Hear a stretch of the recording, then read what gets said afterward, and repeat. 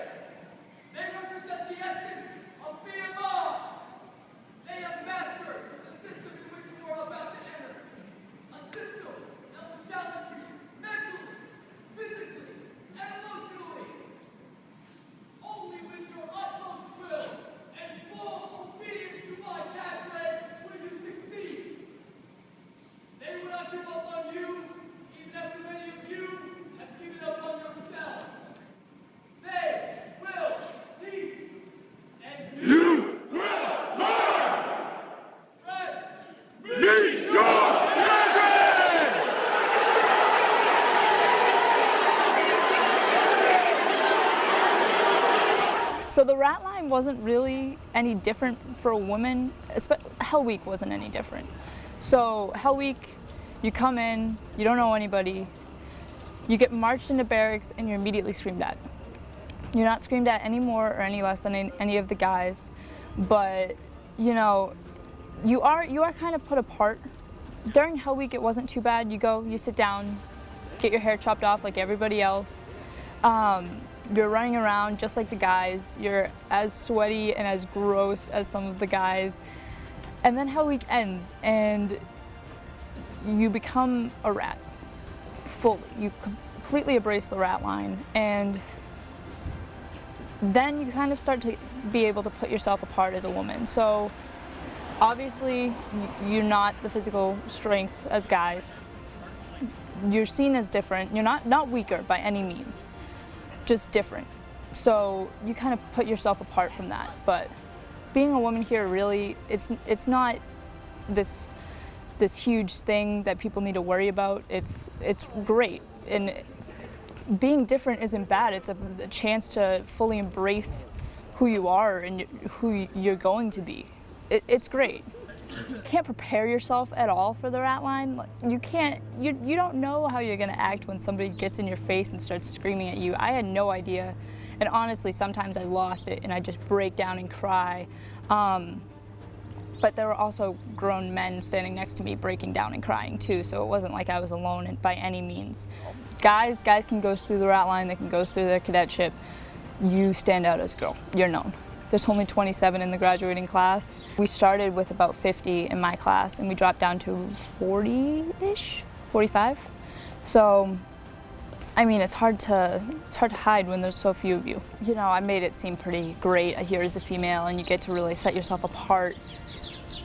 But if you're not doing so well here as a female, you still set yourself apart. That's one of the advantages a guy has over us. Like, they blend in, they can go through this place, but girls can't. You stand out, whether you're good or whether you're bad. As a woman at VMI, I believe women can find their way and their path to life here, honestly.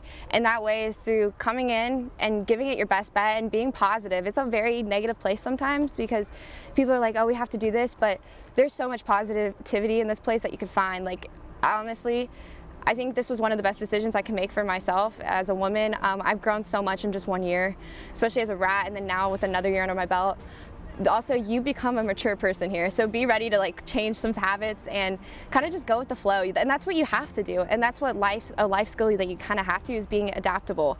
And that's definitely what VMI's taught me a lot. And I think definitely coming here, looking your best, like getting into shape is always a good thing. But I think in the end, you also got to be mentally there, and I think that's like the main thing, because you can struggle with all the rest of it, but in the end, what's going to get you a job, what's going to make you have great relationships with people is having a great personality and having those personal skills to apply for later on in life. And that's what VMI teaches you, honestly. So I love it. Any girl can do it if she really wants it. And I truly believe that if you want to be here and you want to do it, you can completely do it.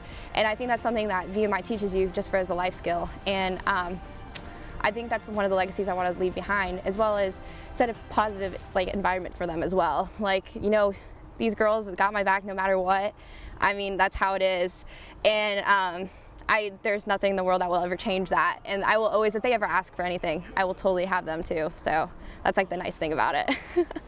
But I personally have a little cheer going if I see that as a female on my class roster, because there is a high probability that I teach a class where there's no single female in it. So whenever there is a female, I'm like, yes, awesome. So I have hopefully one student there that can bring a different perspective, point of view to the table when we have class discussions. So I'm getting excited. So what I noticed a lot is that if I'm approaching a female cadet, I find out they may be in an athletic team, the corps is trying to get them to become involved in the leadership, and then sometimes I feel a little bit frustrated because I feel like, what if I want to work with them, right?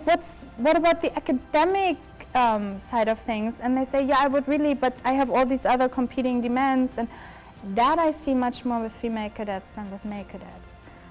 So don't let other people dictate who you are. People will try to do that. They'll try to fit you into categories.